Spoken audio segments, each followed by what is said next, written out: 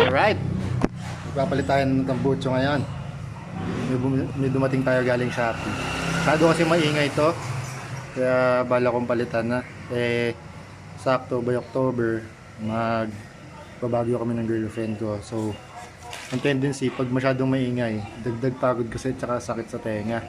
So bumili ako, Lazada Racing lang naman. So Acra na M1 na copy.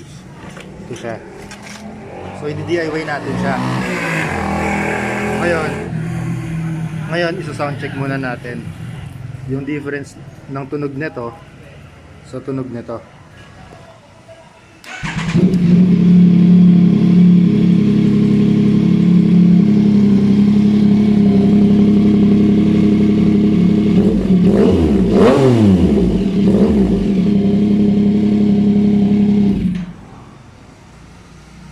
So pagkatapos sa ating gawin, isa-sound check ulit natin yung kung anong tunog ng bagong exhaust na dumating, no? So ayan, natapos na namin ikabit ngayon yung bagong pipe. Ito yung shorty, galing din sa Shopee. Then ito, galing din Shopee, Lazada. Ito na itsura niya ngayon pag nakakabit. Yan. Sound check natin. Start natin itong motor.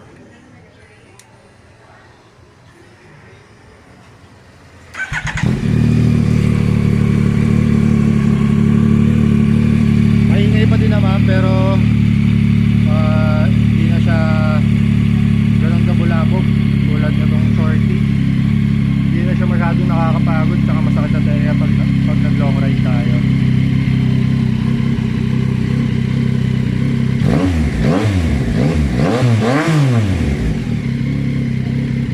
Maingay pa din pero tolerable na, hindi tulad dati.